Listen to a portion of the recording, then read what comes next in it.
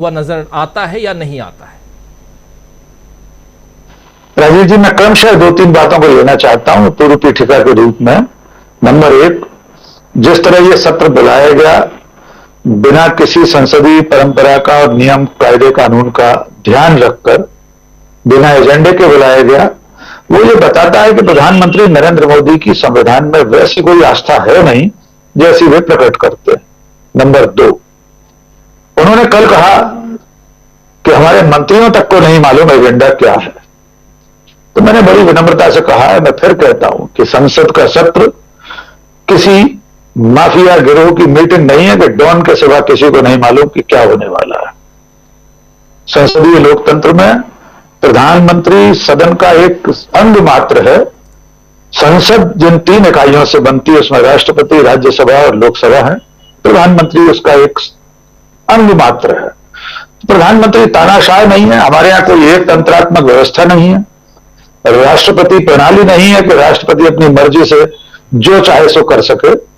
यहां तक कि जिन देशों में अध्यक्षीय प्रणाली है भी, वहां भी मेरी जानकारी में ऐसा नहीं है कि वहां का राष्ट्रपति अपनी मर्जी से सब कुछ कर ले और उसके कैबिनेट के सहयोगियों को जानकारी न हो। अब आते हैं इस विषय पर जो महिला आरक्षण का बिल आज दोबारा रखा गया। इसकी जो संसदीय खामियां हैं, तौर तरीके पे आपने बात कही कि ये पहले राज्यसभा से पास हो चुका है। एक तो हमारे दर्शकों को दोबारा ये याद दिलाना जरूरी है, और मैं बार बार कहता हूं डॉक्टर राजीव जी कि इस देश को सबसे ज्यादा जरूरत है सत्ता में बैठे लोगों के पाखंड को समझने की, उनकी कथनी और करनी के फर्क को समझने की। और हमारी और आपकी एक पत्रकार के नाते, एक साधारण नागरिक के नाते ये जिम्मेदारी है, इसलिए हम देश को बार बार याद दिलाते हैं।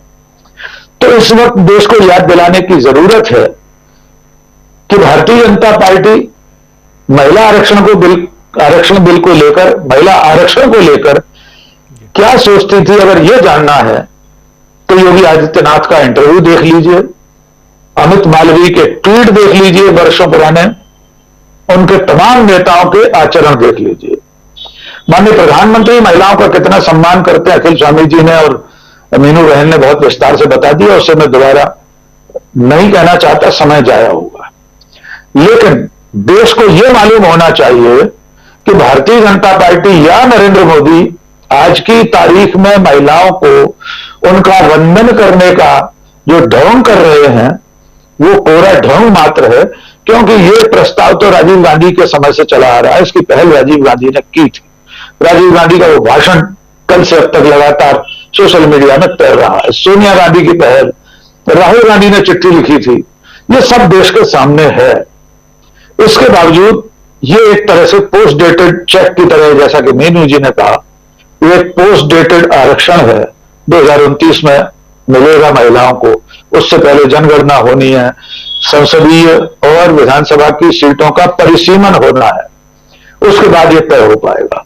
कुल मिलाकर आपका जो प्रश्न है कि अपनी पार्टी को फंसा दिया है क्या, तो मुझे ऐसा लगता है कि कई बार जब सत्ता के शिखर पर बैठा व्यक्ति निरंतर असफल हो रहा होता है, निरंतर अपनी अलोकप्रियता की ओर अग्रसर होता है, तो उससे इस तरह की गलतियां होती हैं जैसे नरेंद्र मोदी आजकल कर रहे हैं। इस पूरे प्रकरण में साफ दिख रहा है कि उनको ये समझ में आ रहा है कि कोई रेत है हमारी मिट्टी में से जो फिसलती जा रही है, उसे कैसे थामना है ये इन्हें सूझ नहीं रहा है। इसलिए जैसा कि आपने लुका छिपी कहा, तो मुझे ऐसा लग रहा है कि ये बचपना ही है।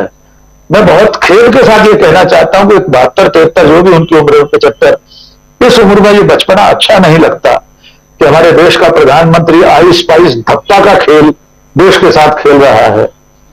ये बचपना ही है। और वाकई में कितने दुख की बात है, इस महादेश का प्रधानमंत्री, विश्व गुरु, जिसके सामने पूरी दुनिया नतमस्तक है, उसके मुताबिक और उसके भक्तों के मुताबिक वो अभी परिपक्व ही नहीं हो सका अब तक की उनकी कार्यप्रणाली से, ऐसा लगता है मुझे।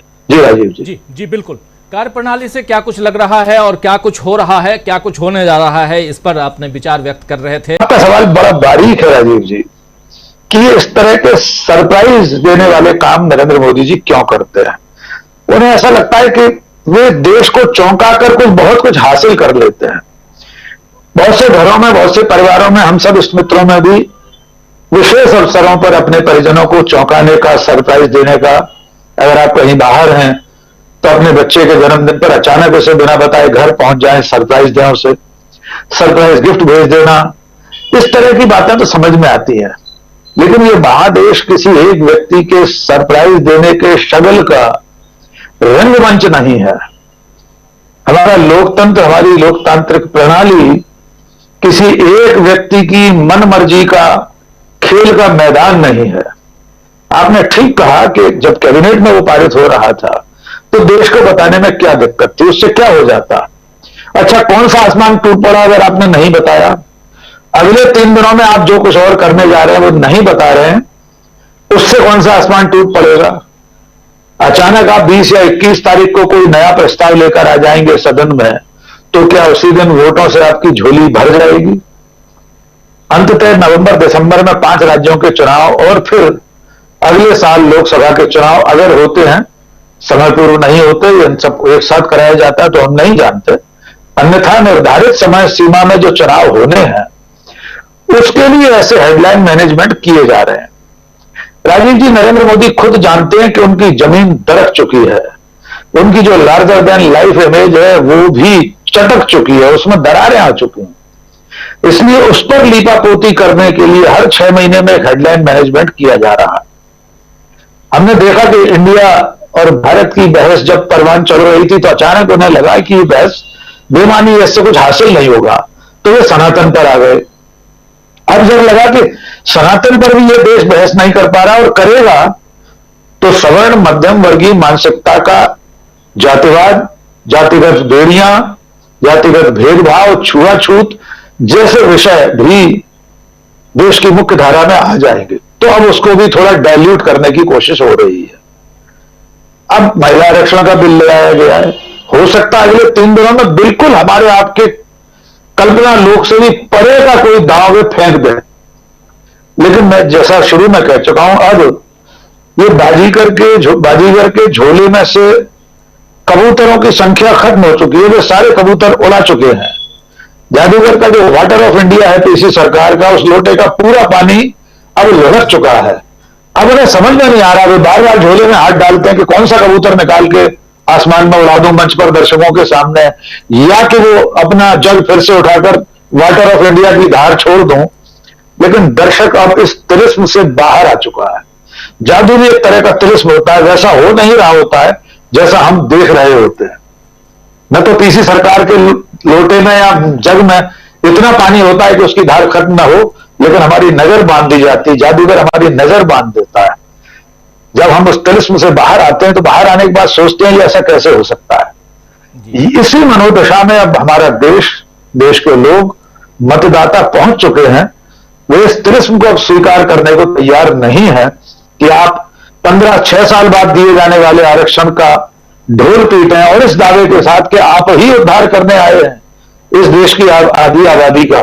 तो 5 मिनट के अंदर, 5 मिनट भी ज्यादा है, आपकी पिछली कथनी करनी सामने आ जाती है, 2 मिनट में आ जाती है। अमित मालवीय के ट्वीट आ जाते हैं, योगी आदित्यनाथ का बयान आ जाता है, बीजेपी का महिला आरक्षण को लेकर जितना स्टैंड है वो सामने आ जाता है।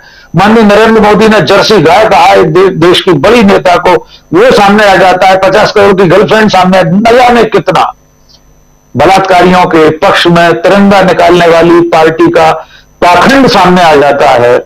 बिल्किस बानो के बलात्कारियों के स्वागत में उन्हें संस्कारी बताने वाले बयान सामने आ जाते हैं। दिक्कत यही है भारतीय जनता पार्टी और मोदी जी की, अब चुनाव के वक्त उन्हें कुछ सूझ नहीं रहा है। इसलिए वे अगले 3 दिन में भी अपने जादू के झोले में से एक नया कबूतर निकाल सकते हैं। जिस दिन वे निकालेंगे हम उस दिन फिर बात करेंगे। अब हम चौंकने को तैयार नहीं हैं।